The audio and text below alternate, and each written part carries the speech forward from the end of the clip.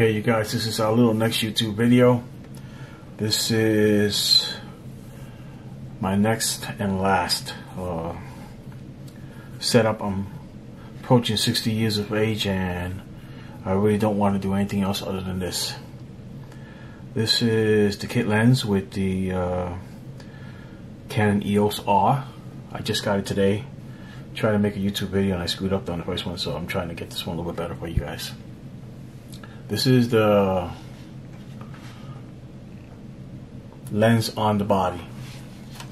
It is not a slouch. You can see I got my fingers, 3 fingers on there, so that's a good thing.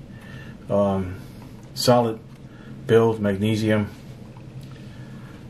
The design is very modern.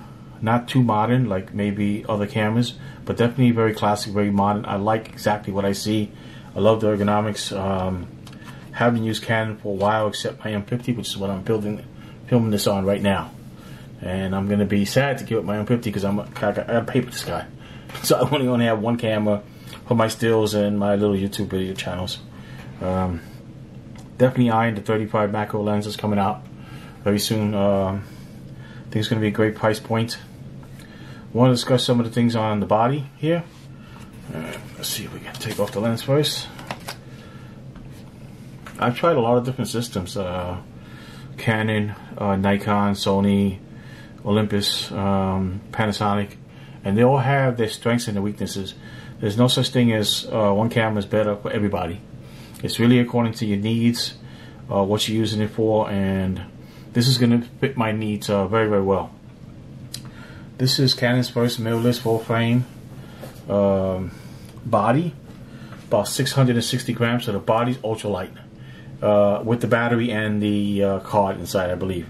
This lens is about 700 grams. It feels different because I don't have the battery in there, and it feels heavier. So I gotta double check those specs if those are correct. Okay, the R on here is a stand for revolutionary. I think it does. You can see the more points here. Is it 14 or 12? I didn't even count them. Looks a lot. Looks like 14. You also have a shutter mechanism there that protect the sensor, which is very, very nice. Large flange, only 20 millimeters away from the sensor itself, I believe. Very, very nice. Same size as the EOS flange, but because of the distance and the sensor, this is a RF flange. Okay. Not sure what the F stands for in EF, EFS, and RF. I guess something to be curious about. I believe this comes with AF assist light, with a 5D Mark III didn't, which is the best camera I had, and I was so good with that camera body, 100mm L. I was instinctive with that camera. I was that good. I knew exactly how much exposure I changed. One stop in a heartbeat. We're talking about less than a second. I was already there. 3 clicks, I was already there. I was one stop over, under. While I was shooting different things. Okay, so I really liked that. What else on the body here besides the design, the modern classic? This is made in Japan. It's not made elsewhere. I do not believe I will need a battery grip here. They're ultra expensive right now. I'm sure there'll be third-party accessories. Canon seems to be the largest company where you're going to have third-party accessories for. Okay, in my first video I showed this and that wasn't a good thing because you gotta get your download your software, get your warranty, stuff like that. So that's why I'm remaking the video. Again, battery's gonna have very, very good life. I'm shooting on the M50 and the battery life on here is outstanding. I don't know what to say on the M50. I made like 5 videos on one little tiny battery on the M50. It might have a lot to do with the Digi-8 processor. Okay, shutter button goes down till you can feel it, and after that it just gives. It gets a little mushy. There's no like second click on there. Multifunction. Wheels fine. I'm pretty sure you can set these increments. Third half, I'm not sure. Find out. This wheel is very nice. A lock for this wheel mode, for the mode dial here, so you don't change it while you're using it. I wonder if I can get the lock and still use per se shutter speed, ISO, aperture on here. I gotta figure out how I'm gonna set it up. It's been a while since I used Canon. I've been using other cameras, and even the Fuji XH1, which is the one I previously purchased, and I'm not unhappy with that camera at all. It has the great APS-C sensor like the XT2, and now you got the XT3. Has great video features, in-body stabilization. This body does not, but overall this is going to be a better system for me, and that's why I went for it. Okay, the slide bar, I'm not sure about. A lot of people having issues with that. Might consider using that on a tripod for video, live view, and when you're shooting photography, since your hands can be right there, you don't want to make a mistake. Might want to shut it off for photography, for stills. Consideration, okay? AF on. You want to focus in. I'm not sure this exposure conversation. I have to find out. It's been so long I've been in Canon, so I apologize. Like the information button a lot. Like the Q button, the set button, 4-way dial here is fine. Preview, trash can, menu on the other side. A bit odd. Something to look at. The one card slot, USH2, I believe, is that correct? Compatible. It's going to be a big deal for a lot of people.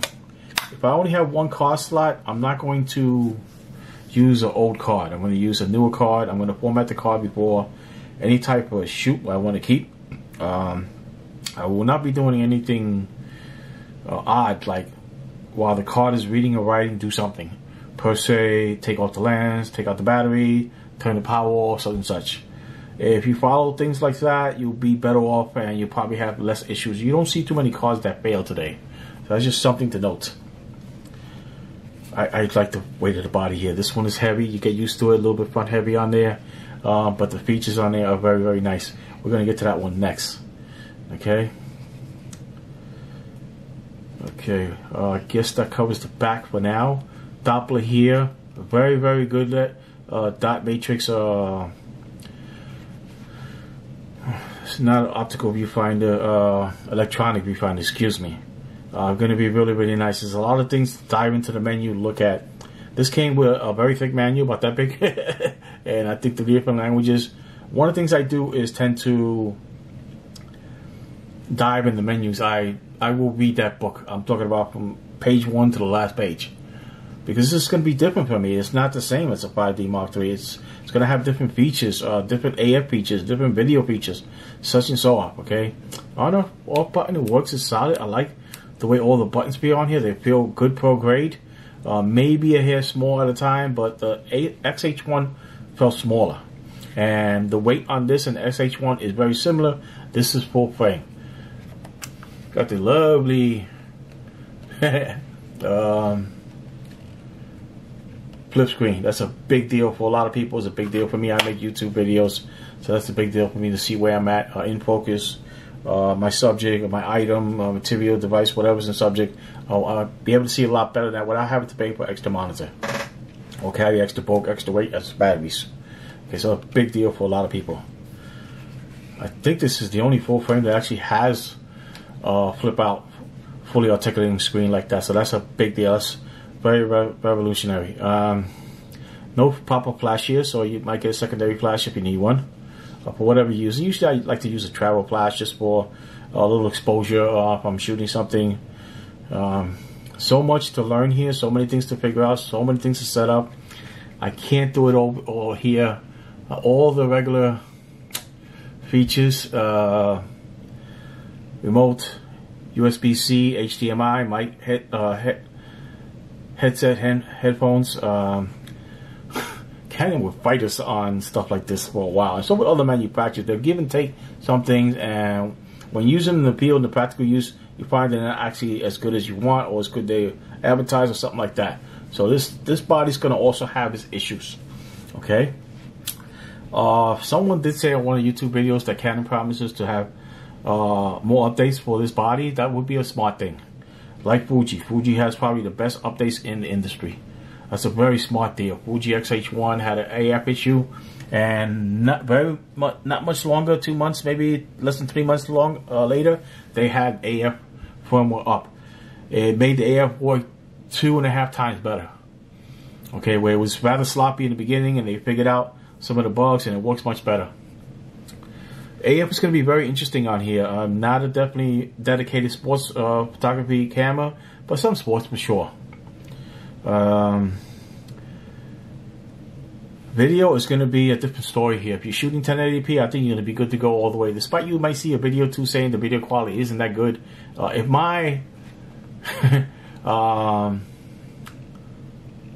if my M50 can do this good all day long, then you can imagine what this is going to do with the same processor and much larger cost. Okay, and much larger sensor, probably being sampled down. Okay, so I'm not questioning the video quality on here at all. Okay, the Sony is going to have less noise. Hands down, got to give it up. Okay, it's just what it is. Okay? Okay, let's put the lens on there.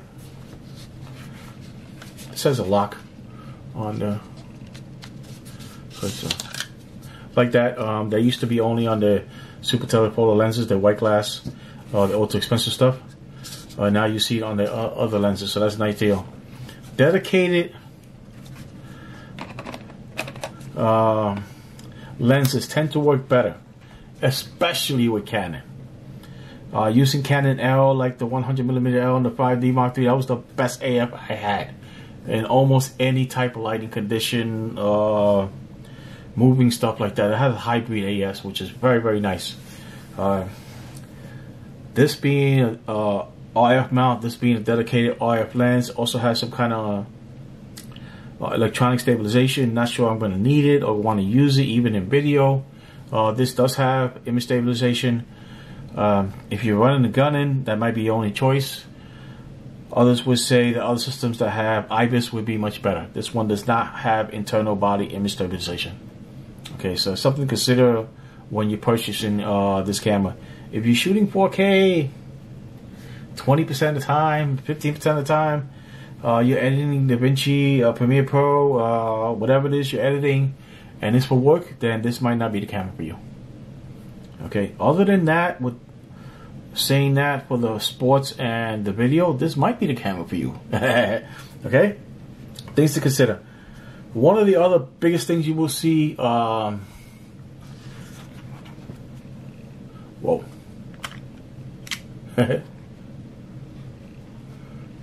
Okay, that way there, sorry. I want you guys to see how nice that glass is inside. This is F4.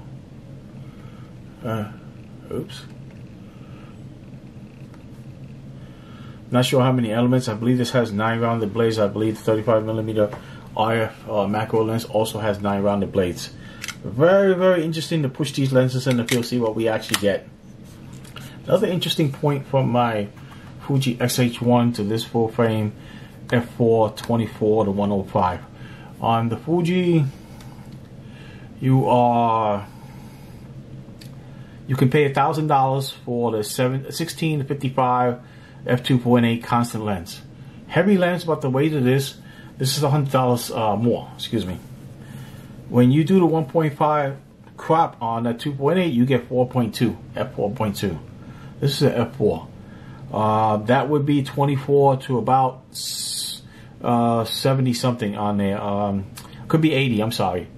This was 24 to 105. I have to do the 1.5 crop up, but when you do that, 1.5 times 55 or whatever it is you get. Actually, I'm thinking in half, so I'm wrong. So it's probably about 24 to 70. This is 24 to 105 f4. So this is actually a much better concept than using the APS-C and a faster lens. This is better. Plus, now you can add primes to get more bokeh, and with the 105 on the long end and f4, you can add added bokeh. This is 18 inches, I believe. You can focus closest distance. Okay, so there's a lot of leeway here, a lot of play. Great kit lens, a little bit heavy, a little bit front heavy. Love the body. Very light. With a nice few primes on here, you're going to be really good to go days at a time. But when you're using this to walk around, you're going to probably feel it after a good 6 to 10 hours. Okay, because the lens has some weight to it. They even changed this here where it used to dig into your hand on the grip. It used to stick out like here. So little features like that make it a very classic modern design, looking much better. Even the video button here, added right there. You can see it right on top. It has a little mount in here, so you can find it a little bit easier in a blind spot. On my M50, I have trouble finding it turning on. I kind of got get up, look around, and so on and so forth. Okay. What other things to note? Let's see, I got some notes here, see if I can fill it out. The AF system is going to be very nice. Again, not for sports photography as a dedicated sports camera per se, like D1 series, D4, 5 series from Nikon. Cameras like that. There are other cameras that have like a D500, such like that. These cameras are more dedicated for sports photography and the AF, so they work better in that type of situation. Dedicated video cameras like a GH5S or something like that, or GH5, are gonna have possibly better video qualities than this, better Kodaks, stuff like that, if that's your thing. Okay, I'm gonna say good 80% of the people don't need that stuff, and this is where this body comes in. Okay. What else we got here? After I get to 35, we're looking for some kind of ultra wide setup and maybe some range, and that'll be good to go. Maybe another prime down the line, and I'll be very happy all day long. I hope I said I didn't think I was going to need a grip, because the battery life is going to be sufficient for my use. I'm not a professional paid photographer all day long. A professional paid photographer, studio shoots, weddings, venues, commercial, food photography, whatever he does or she does. If that's their living and that's what they do for a living, then they'll probably want something a little bit step up on this, like a 5D series, D800 series, something along those lines. Because you're going to have more span to push your camera further and do things possibly easier, faster, higher resolution, things like that, okay? Less limitations, I guess, more choices, okay? We did discuss that. Gotta to figure out how I'm going to be shooting aperture, shutter, and ISO on here. This edit ring is nice. I think aperture would go here. Shutter or aperture here and here, here and here, excuse me. And figured out how that's going to work out for me.